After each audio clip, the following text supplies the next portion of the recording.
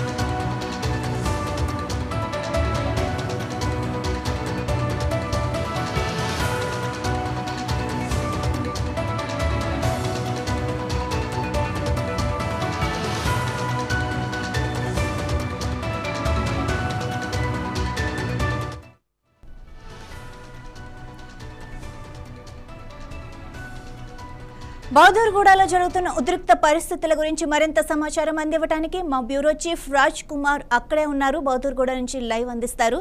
So Raj Kumar, అక్కడ ఎలా ఉంది పరిస్థితి? రైతులు ఏమంటున్నారు? రైట్ మాధవ్, మనం ఇప్పుడు బహదూర్గూడలో ఉన్నాం. ప్రస్తుతం ఊర్లో అంతా ఉద్రిక్త వాతావరణం అయితే ఉంది. నిన్నంతా కూడా హైటెన్షన్ వాతావరణం మనం చూసాం.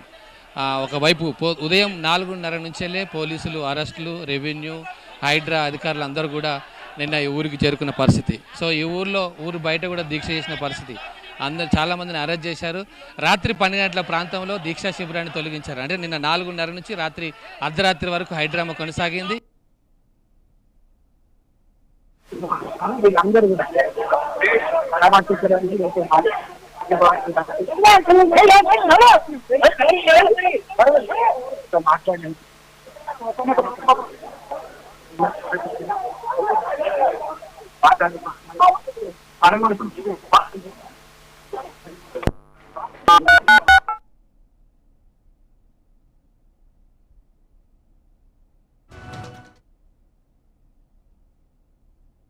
ఈరోజు అంటే రైతుల యొక్క కష్టాలు, రైతుల యొక్క పరిస్థితులను తెలుసుకోవడానికి, వారికి ఒక ధైర్యం ఇవ్వడానికి, వారికి ఒక భరోసా ఇవ్వడానికి ఈరోజు వస్తున్న పరిస్థితి. సో మాట్లాడండి, ఏం డిమాండ్ చేస్తారు? ఈరోజు వాస్తవానికి చెప్పాలంటే రైతులకు ఎంతో అన్యాయం జరిగింది. నిజంగా చెప్పాలంటే గవర్నమెంట్ ఏదైతే భూములు ఆక్రమించిందో నిన్న రైతులు ఎంత అంటే చెరగోస కాదు వాళ్ళది, వాళ్ళు ఉరి వేసుకొని చావడానికి సిద్ధంగా ఉన్నారు. ఈరోజు వాళ్ళు 70 సంవత్సరాల నుంచి భూమి ఏదైతే సాగు భూమి ఉన్నదో వాళ్ళది వాస్తవానికి చెప్పాలంటే ఆక్రమంగా గుంజుకొని వాళ్ళకు నిద్ర లేదు, వాళ్ళ తిండి లేదు, తిప్పలు లేదు. వాళ్ళ భూములు ఆక్రమించుకొని చేసి రాత్రి పోలీసుని కంచె పెట్టి చేసి ఈరోజు భూములు మొత్తం ఆక్రమించారంటే దీని అన్యాయమైన దౌర్భాగ్యమైన గవర్నమెంట్ ఏడుండదు. రైతులను మొత్తం రోడ్డు పాలు చేసింది. నిన్న ఆవులకి పాలు పంపిద్దామంటే కూడా గడ్డి వేద్దామంటే కూడా నిజంగా తీసుకొని పంపియని దౌర్భాగ్యమైన గవర్నమెంట్ ఇది. దీన్ని మేము వ్యతిరేకిస్తున్నాము. రైతులకు న్యాయం చేయడం మేము మొత్తం బీఆర్ఎస్ పార్టీ తరఫు నుంచి అందరం పోరాటానికి సిద్ధంగా ఉన్నాం. రైట్. సో ఇక్కడ అందరు రైతులు కూడా ఇవాళ ఒక కమిటీ లాగా ఏర్పడి వెళ్తున్నారు. మనతో పాటు మరి మేడం ఉన్నారు. సో పరామర్శించడానికి వీళ్ళతో రైట్. చెప్పండి, అసలు మీ డిమాండ్ ఏంది? మరి ప్రాజెక్టుకి మీరు వ్యతిరేకమా? ఏంటి పరిస్థితి? నా పేరు ప్రభాకర్, నేను మాజీ ఉప సర్పంచ్ మాట్లాడుతున్నా. ఈ గవర్నమెంట్ అనేది మాకు ఎలాంటి ఇన్స్ట్రక్షన్ లేకుండా మా భూములను మొత్తం ఫెన్సింగ్ చేసింది. ఒక 2,000-3,000 మందితోటి పోలీసు వాళ్ళు, హైడ్రా వాళ్ళు వచ్చి మాకు మొత్తం ఫెన్సింగ్ చేసి మమ్మల్ని చెల్లా చెదురు చేసి మా రైతులనంతా ఇక్కడ పోలీస్ స్టేషన్లో పెట్టి నైట్ 12 గంటల వరకు సతాంచి మా పిల్లలు కూడా వాళ్ళకు కానకుట్ట చేస్తున్నారు. ఈ చర్యను గవర్నమెంట్ మానుకోవాలి. రైతులకు స్పష్టమైన హామీలు ఇచ్చిన తర్వాత తీసుకోవాలని మేము అంటున్నాము. మేము ఈ ప్రాజెక్టుకు అయితే వ్యతిరేకం కాదు. ఈ ప్రాజెక్టు డెవలప్మెంట్ కావాలంటే రైతులతోటి సరైన చర్చలు జరపాలని. రైట్ మేడం, మీరు ఈరోజు వీళ్ళకి భరోసా ఏం భరోసా నేను అక్కడ మాట్లాడుతాను, ఎందుకంటే వాళ్ళ భూములు పడుతున్నాయి, వాళ్ళకున్న ఆధారం అది. వాళ్ళ కనీసం మాట్లాడి ధైర్యం చెప్పాల్సింది పోయి పోలీసుని అడ్డం పెట్టుకొని జబర్దస్త్ల భూమి గుంజుకొని రాత్రి మాకజల్లని అడిగితే పోలీస్ స్టేషన్లో పోయి తీసుకొని కూర్చోబెట్టడము. వాళ్ళ కొంచెం కారం పడి తగులుతూనే నిన్న పోలీసులు గిలగిలలు ఆడిండ్రు కదా. మరి ఇప్పుడు భూమి గుంజుకున్నారు, తరతరాలు ఉన్న భూమి. వాళ్ళు ఏమైపోవాలా? మరి పోలీసు మరో లగచర్ల కాబోతుందా?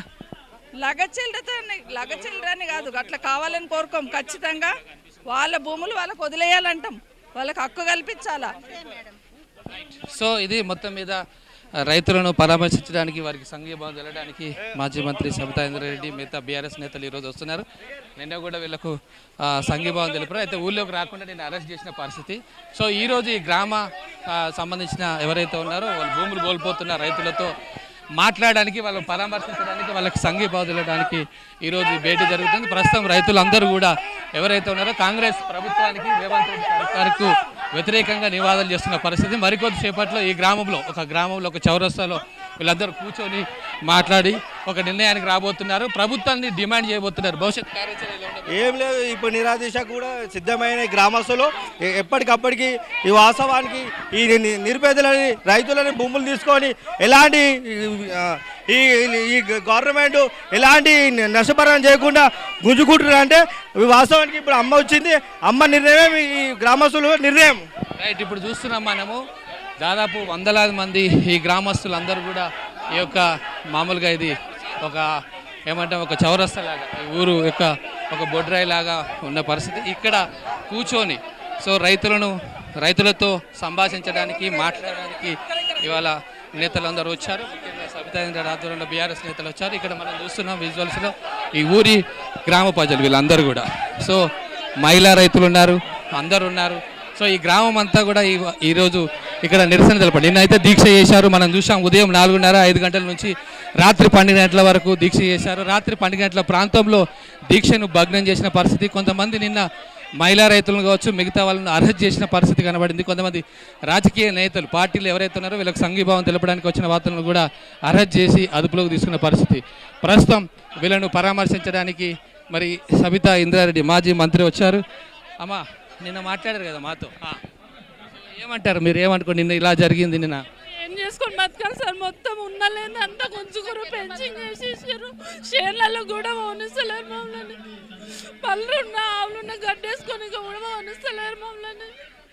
ఉన్నలేదంతా కొంచుకున్నాక మేము ఏం చేసుకొని బతకాలి? మా భూమి మాకు ఇవ్వాలి సార్. మేము ఏం చేసుకొని బాగా చిన్న చిన్న పిల్లలు పెళ్ళిలో కుర్రు, మేము ఎట్లా బతకాలి?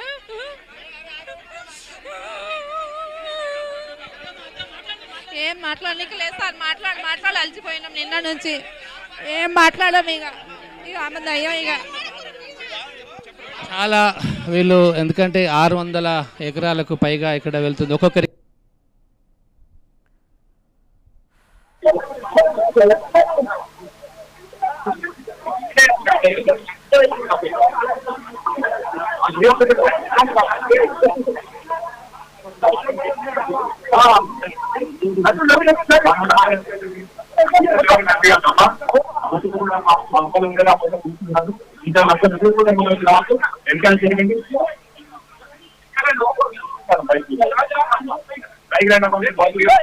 చాలా దారుణంగా ఆమెను అంటే ఒక ఘోరమైన పరిస్థితి అన్నట్టుగా వాళ్ళకు మాట్లాడుతున్నారు.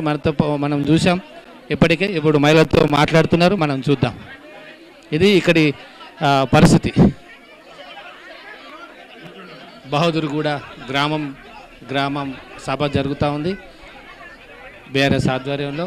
వీళ్ళందరూ వచ్చి ఇక్కడ వెయిట్ చేస్తూ ఉన్నారు. మనం మాజీ మంత్రి సబితా ఇంద్రారెడ్డి మాట్లాడబోతుంది.